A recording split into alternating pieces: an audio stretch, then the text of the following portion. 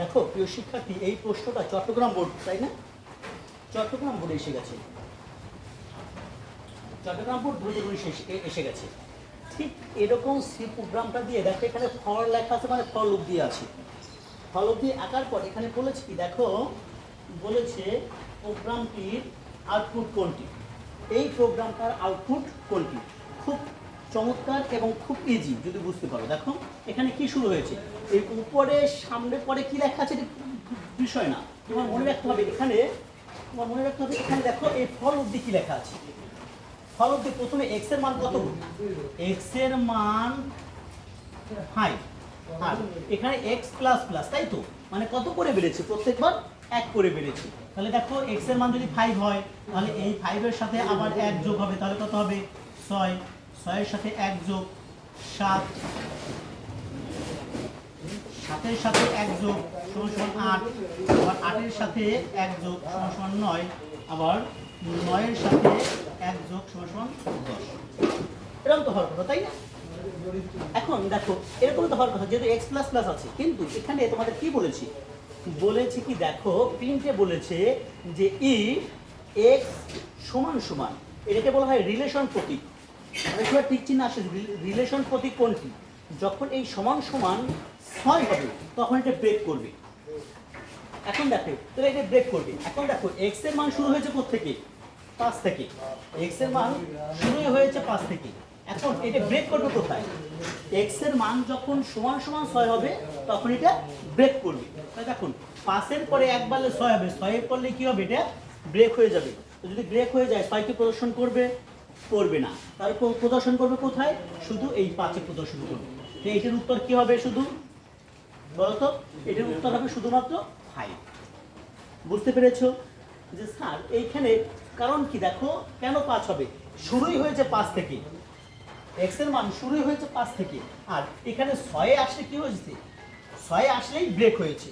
তাই সুতরাং এই 6 আসলেই যেহেতু ব্রেক হয় তাহলে আর ওইটা পুরোনায় 5-এ চলে যাবে।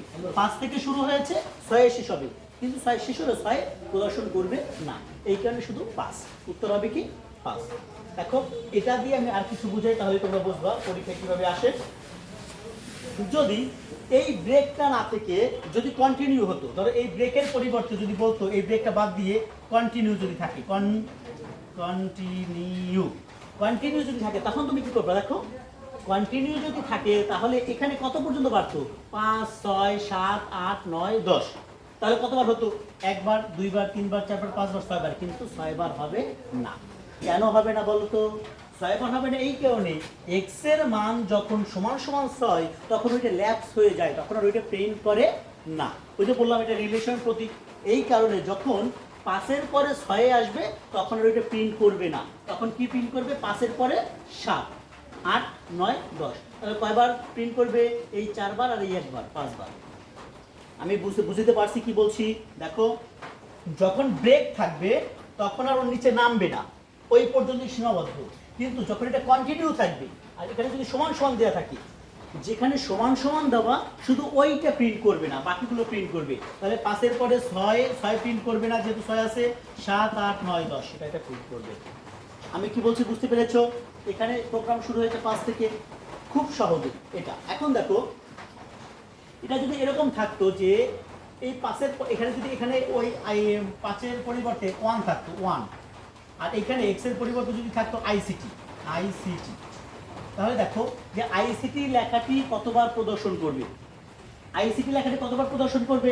এখন এইখানে ধরো এইখানে সমান সমান দেওয়া, এখানে ব্রেক নাই, শুধু কন লেখা, কন বা কন্টিনিউ,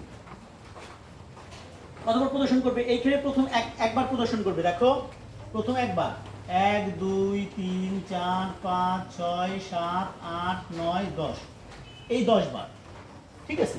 প্রদর্শন করবে না কোনবার, এইখানে ইফ x সমান সমান 6, যখন 6 আসবে তখন এইবার প্রদর্শন করবে না, বাকি সব কয়বার প্রদর্শন করবে। তখন কি হবে, 1, 2, 3, 4, 5, 6, 7, 8, 9 বার প্রদর্শন করবে। আমি কি বলছি বুঝতে পেরেছো? এখন এইখানে যদি এই 1-এর পরিবর্তে যদি এখানে তোমার 5 থাকতো বা 4 থাকতো, দেখো 4, এই 4-এ প্রদর্শন করবে। দেখো 4, তাহলে প্রথম প্রদর্শন করবে কোথা থেকে, এই 4 থেকে প্রদর্শন করবে, আর এই 6-এ প্রদর্শন করবে না। তাহলে 1 2 3 4 5 6 বার প্রদর্শন করবে। আমি কি বলছি বিষয়টা বুঝতে পেরেছো?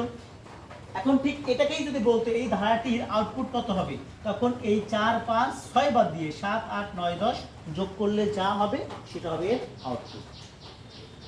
আর ধারাটি যদি বলে ধারাটি কত, ধারাটি 4 5 7 8 9 10, এটা ধারাটি।